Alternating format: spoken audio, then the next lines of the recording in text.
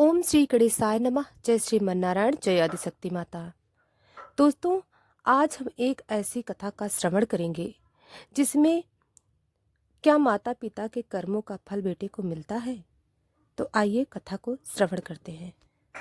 दोस्तों, अध्यात्म में कर्मों का बहुत महत्व अधिक है। हर आत्मा अपने कर्मों के कारण पाप पुण्य भुगतती है। केवल इतना ही नहीं, वे कार्मिक बंधन भी बनाती है और उन कार्मिक बंधनों के कारण उनके सगे संबंधियों को भी उनके अच्छे बुरे के कर्मों का भुगतान करना पड़ता है। दोस्तों, इस वीडियो में हम जानेंगे कि माँ बाप के अच्छे और बुरे कर्मों का फल पुत्रों को भोगना पड़ता है। दोस्तों, जैसे औलाद अच्छा या बुरा कर्म करती है तो उसे उनके माता पिता को भोगना पड़ता है। ठीक उसी प्रकार माता पिता के अच्छे और बुरे कर्मों का फल उनकी औलाद को मिलता है और उन्हें भोगना पड़ता है। दोस्तों, बहुत समय पहले की बात है। एक महान तपस्वी जंगल में अपने आश्रम में रहते थे।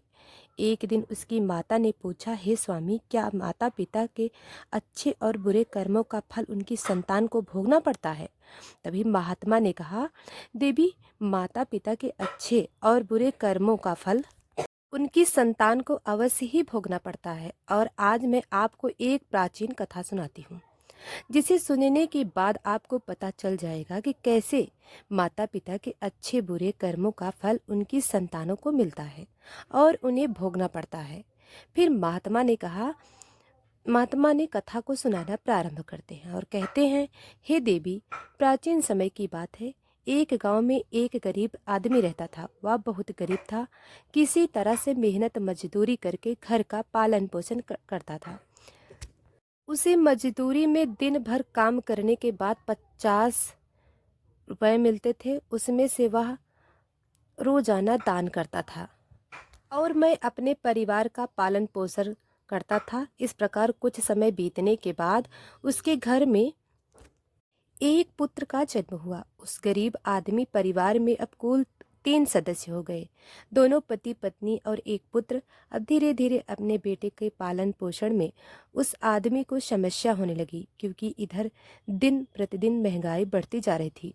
एक दिन की बात है, उस आदमी के बेटे ने अपने पिता से पूछा, पिताजी, आप रोजाना 50 रुपए कमाते हैं, जिसमें से आप रोज एक रोज दान कर देते हैं, और हम अपना गुजारा कैसे कर पाएंगे? उस आदमी को चुपचाप देखकर उसकी पत्नी ने कहा, बेटा, ऐसी कोई बात नहीं है। तुम्हारे पिताजी रोज 50 रुपए कमाते हैं और दान भी करते हैं, या तुम्हारे लिए ही दान करते हैं, दूसरों के लिए नहीं। लेकिन वह लड़का इस बात को नहीं समझ पाया, क्योंकि वह लड़का बहुत ही छोटा सा था। महात्मा ने कहा, हे देवी, इसी तरह से कुछ समय बीत गया और उस गरीब आदमी का बेटा धीरे धीरे बड़ा होने लगा और उस लड़के की उम्र बढ़ रही थी। इधर एक आदमी काम करके शाम के समय वापस अपने घर को लौट रहा था। तभी रास्ते में एक काला भैंसा आया और उसे आकर उस गरीब आदमी को मारने लगा। उस भैंसा के मारने की वजह से आदमी की वहीं पर मृत्यु हो गई। जब उस आदमी की पत्नी उसके बेटे को पिता की मृत्यु की खबर मिली तो उनका बहुत बड़ा दुख हुआ। फिर एक दिन उस गरीब आदमी के बेटे ने अपनी माँ से पूछा, माँ, हमारे पिताजी कहाँ चले गए हैं? उस गरीब आदमी की पत्नी ने कहा, बेटा, तुम्हारे पिताजी हम सबको छोड़कर यमपुरी में यमराज के पास चले गए हैं। तब बेटे ने कहा, जब पिताजी थे तो रोजाना 50 रुपए कमाते थे और रुपए की बचत भी करते थे।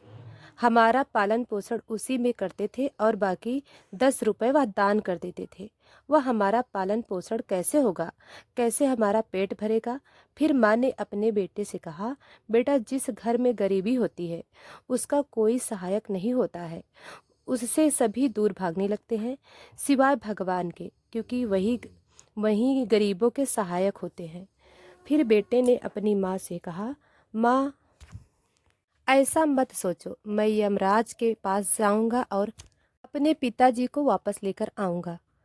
हमारी गरीबी देखकर यमराज को हमारे ऊपर अवश्य दया आ जाएगी और वह हमारे पिताजी को मेरे साथ अवश्य भेज देंगे। उस छोटे से बच्चे की बात पर उसकी माँ ने ध्यान नहीं दिया। फिर एक दिन की बात है, उस गरीब आदमी की पत्नी अपने बेटे को घर पर अकेला छोड़कर गांव में काम करने के लिए चली गई और उधर जो उसका लड़का था उसने मन में सोचा कि मैं यमराज के पास जाता हूं और अपने पिताजी को लेकर आता हूं। ऐसा सोचकर वह लड़का अपने पिताजी को लाने के लिए अपने घर चल देता है। उस लड़के को चलते चलते काफ़ी समय बीत गया। फिर उसे थकान का अनुभव हुआ और वह एक बहुत ही विशाल आम के पेड़ को देखकर उसकी छाया में जाकर बैठ गया। तभी उस आम के पेड़ ने मनुष्य की आवाज़ में कहा, बेटा तुम कौन हो और कहाँ जा रहे हो? मेरी छाया में आज तक तुम्हारे जैसा कोमल बालक नहीं आया।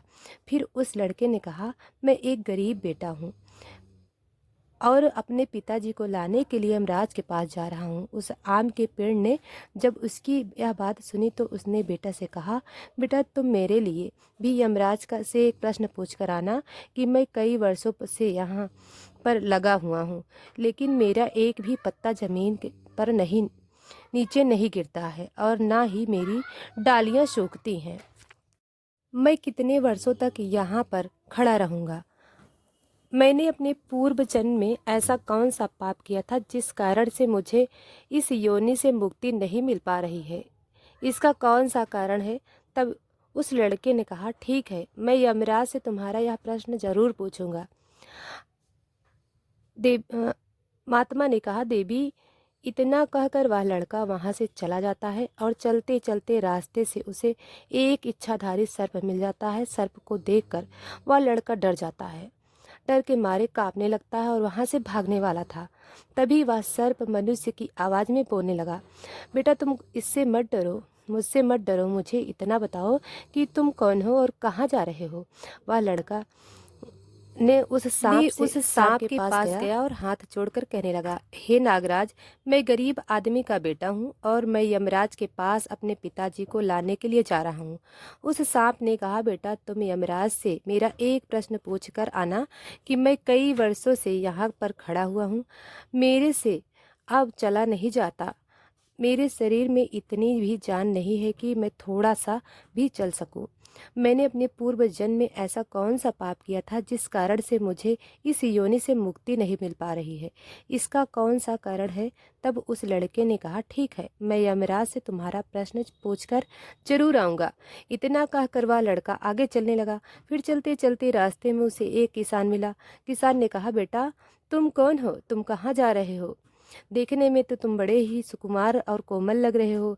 फिर उस लड़के ने कहा, मैं एक गरीब आदमी का बेटा हूँ और मैं यमराज के पास जाकर अपने पिताजी को लाने के लिए वापस जा रहा हूँ। फिर उस किसान ने कहा कि तुम यमराज से मेरा प्रश्न पूछ कर आना। मैं चलते हुए राहगीरों की प्यास बुझाने के लिए कई सालों से यहाँ पर एक बावड़ी खुदवा रहा हूँ, लेकिन उसमें से पानी अभी तक नहीं निकला। मैंने अपने पूर्व जन्म में ऐसा कौन सा पाप किया था जिस कारण से इस बावड़ी में अभी तक पानी नहीं निकला? मैंने इसमें बहुत सारे पैसे भी खर्च कर दिए हैं, इसका क्या कारण है? उस लड़के ने कहा, ठीक है, मैं यमराज से तुम्हारा प्रश्न अवश्य पूछूंगा। महात्मा ने कहा, हे देवी। इतना कहकर वह लड़का वहां से आगे की ओर चलने लगा। चलते चलते रास्ते में उसे एक बहुत बड़ा तालाब मिला। फिर वह लड़का तालाब के किनारे पर गया और पानी पीने लगा। तभी उस तालाब से तैरती हुई एक बतख आई और कहने लगी, बेटा तुम कौन हो? कहाँ जा रहे हो? तब उस लड़के ने कहा, बतख मैं गरीब आदमी का बेटा हूँ, मैं यमराज के पास अपने पिता को लाने जा रहा हूँ। उस लड़के की बात सुनकर उस बतख ने भी कहा, पुत्र तुम यमराज से मेरा प्रश्न पूछ कर आना कि मैं कई वर्षों में मैं इस तालाब में भटक रही हूँ, मेरी 7 पीढ़ियाँ गुजर गई हैं, परंतु मैं अभी इसी तालाब में रह रही हूँ। मैंने अपने पूर्व जन्म में ऐसा कौन सा पाप किया था जिसके कारण मुझे इस योनि से मुक्ति नहीं मिल पा रही है? इसका क्या कारण है? तब उस लड़के ने कहा, ठीक है बतख, मैं यमराज से तुम्हारा प्रश्न अवश्य पूछूंगा। वह लड़का वहां से आगे बढ़ता है। चलते चलते तालाब के दूसरे किनारे पर पहुंच गया। दूसरे किनारे पर जब पहुंचता है तो देखा कि एक मरा हुआ बगुला वहां पर पड़ा हुआ था। जब वह लड़का उस मरे हुए बगुले को लांघ कर जाने लगा तो वह मरा हुआ बगुला कहने लगा, बेटा तुम कौन हो और कहाँ जा रहे हो? उस लड़के ने उसकी आवाज़ सुनकर कहा, मैं गरीब आदमी का बेटा हूँ और मैं यमराज के पास अपने पिताजी को लाने के लिए जा रहा हूँ। उस बगुले ने भी कहा, तुम यमराज के पास मेरा एक प्रश्न पूछ कर आना कि मैं शरीर कई वर्षों से इस तालाब के किनारे पर ही हुआ है। कभी पानी की लहर आती है तो मेरा शरीर तालाब के अंदर चला जाता है और पानी की लहर से वापस किनारे पर आ जाता हूँ। ना तो मेरा शरीर गलता है और ना ही सड़ता है। इतने सालों से जैसे तैसे ही बगुला कहता है, मैंने अपने पूर्व जन्म में ऐसा कौन सा पाप किया था जिसके कारण मुझे इस शरीर से मुक्ति नहीं मिल पा रही है? इसका क्या कारण है? उस लड़के ने कहा, ठीक है बकुला, मैं यमराज से तुम्हारा प्रश्न अवश्य पूछूंगा। फिर इतना कहकर वह लड़का आगे बढ़ता है। चलते चलते यमपुरी में पहुंच गया और वहां पहुंचकर यमराज को प्रणाम किया और हाथ जोड़कर कहने लगा, हे यमराज, मेरे पिताजी कहाँ हैं? जब मेरे पिताजी घर पर थे तो वह रोजाना 50 रुपए कमाते थे, जिसमें से 10 रुपए दान कर देते थे और में से हम लोगों का पालन पोषण करते थे। लेकिन जब मेरे पिताजी घर पर नहीं हैं तो मैं और मेरी माँ भूख से मर रहे हैं। आप उन्हें जल्दी से मेरे साथ घर भेज दो। यमराज ने उस लड़के की बात सुनकर कहा, ठीक है, मैं तुम्हारे पिताजी को घर पर भेज दूंगा। पहले तुम यमराज ने लड़के को अपने पास बिठाया और उसको भोजन कराया। भोजन कराने के बाद पूछा, तुम्हें और क्या चाहिए? फिर उस लड़के को रास्ते में जो जो मिले थे उस उनके प्रश्न यमराज से पूछे। यमराज ने उन सभी के प्रश्नों का उत्तर दिया और कहा, बेटा तुम जाते समय उन सबको उनके उत्तर बताते जाना। फिर यमराज ने कहा कि तुम अपने घर पर जाओ, तुम्हारी माँ तुम्हारा इंतजार कर रही है। तुम्हारे पिताजी तुम्हारे घर पहुंच जाएंगे। फिर वह लड़का यमराज को प्रणाम करके वहां से वापस अपने घर के लिए चलने लगता है। चलते चलते रास्ते में सबसे पहले उसे वही मरा हुआ बगुला मिला जो तालाब के किनारे पर पड़ा हुआ था। उस लड़के को देखकर वह मरा हुआ बगुला कहने लगा, बेटा क्या तुमने यमराज से मेरा प्रश्न पूछा था? तब उस लड़के ने कहा, हाँ, मैंने यमराज से तुम्हारा प्रश्न पूछा था। यमराज ने कहा कि तुम पहले बहुत बड़े विद्वान थे, परंतु तुमने किसी को भी अपना ज्ञान नहीं बताया। अब मर गए हो, वह ज्ञान तुम्हारे अंदर ही अंदर खोल रहा है। जब तक तुम अपना ज्ञान किसी को नहीं बताओगे तब तक तुम्हारी आत्मा को शांति नहीं मिलेगी। फिर उस मरे हुए बगुले ने कहा कि बेटा अब ऐसी हालत में मेरे पास ज्ञान लेने के लिए कौन आएगा? तुम मेरा ज्ञान ले लो। फिर उसने उस लड़के को जितना भी उसके पास ज्ञान था वह सारा ज्ञान उस लड़के को दे दिया और ज्ञान देने के तुरंत बाद ही उसकी आत्मा को मोक्ष की प्राप्ति हो गई। फिर वह लड़का आगे चल पड़ते हैं। चलते चलते उसे वही बतख मिलती है। बतख ने कहा, बेटा क्या तुमने यमराज से मेरा प्रश्न पूछा था? उस लड़के ने कहा, हाँ, यमराज से मैंने तुम्हारा प्रश्न पूछा था। उसने कहा कि तुम्हारे अंदर अमृत है। जब तक तुम इस अमृत को किसी को नहीं दोगी तब तक तुम ऐसे ही व्याकुल रहोगी। बतख ने कहा कि बेटा अब कौन मिलेगा मुझे? तुम ही मेरा अमृत ले लो।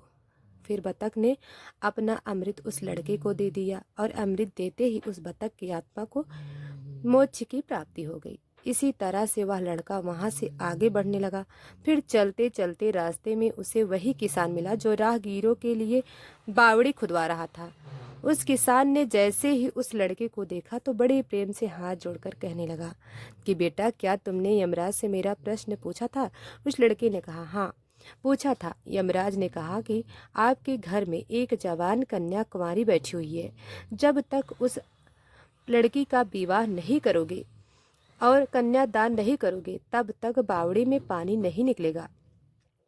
पहले जो तुम्हारा कर्म है उसे पूरा करो। जो ईश्वर ने तुमको दायित्व सौंपा है उस पर ध्यान दो। पहले आप कन्यादान करो, उसके बाद उस बावड़ी को खुदवा कर फिर उस किसान ने कहा कि मैं अपनी लड़की के लिए लड़का कहाँ से ढूंढने जाऊं? तुम मुझे बहुत सीधे साधे स्वभाव के दिख रहे हो और सुंदर भी हो और देखने में भी बहुत अच्छे लग रहे हो, इसलिए बेटा तुम ही मेरी लड़की से विवाह कर लो। फिर उस किसान ने अपनी लड़की का विवाह उस लड़के के साथ कर दिया। फिर किसान ने अपनी लड़की को बहुत सारा धन देकर विदा कर दिया।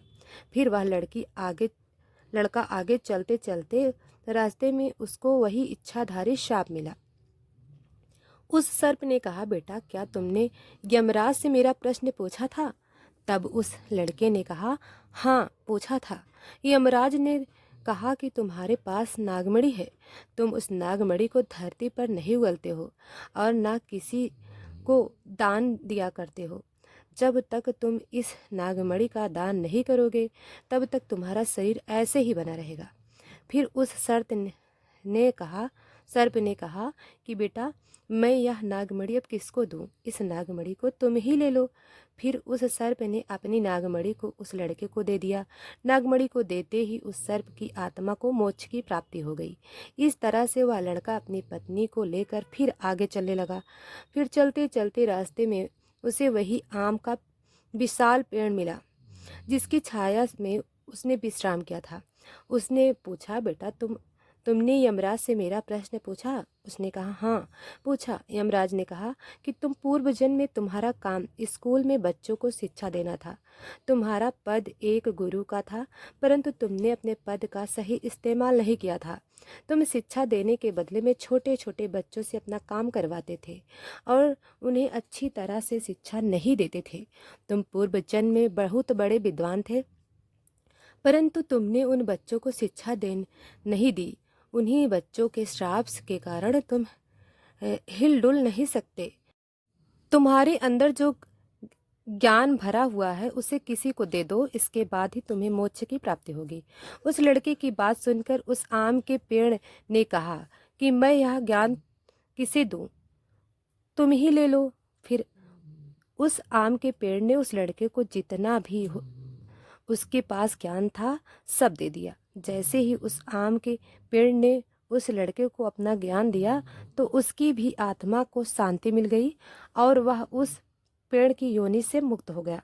वह लड़का अपनी पत्नी के साथ चलते चलते अपने घर पहुंच गया। जब वह लड़का अपने घर पर पहुंचा तो उस लड़के की माँ उसको देखकर बड़ी खुशी और कहने लगी कि बेटा तुम कहाँ चले गए थे और यह लड़की तुम्हारे साथ कौन है? फिर उस लड़के ने जो भी उसके साथ घटनाएं घटी थी वह सब कुछ अपनी माँ को बता दिया।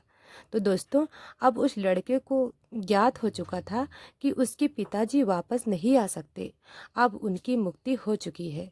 उसके पिताजी ने जो दान धर्म किया था उसका फल उस लड़के को यमराज ने दे दिया। इस प्रकार से महात्मा ने अपनी पत्नी को बताया कि माता पिता के अच्छे और बुरे कर्मों का फल उनकी औलाद को कैसे प्राप्त होता है। तो दोस्तों अगर ये कहानी अच्छी लगी हो तो कमेंट बॉक्स में ज़रूर बताइएगा। अभी तक लाइक सब्सक्राइब नहीं किया है तो अभी कर लें। धन्यवाद।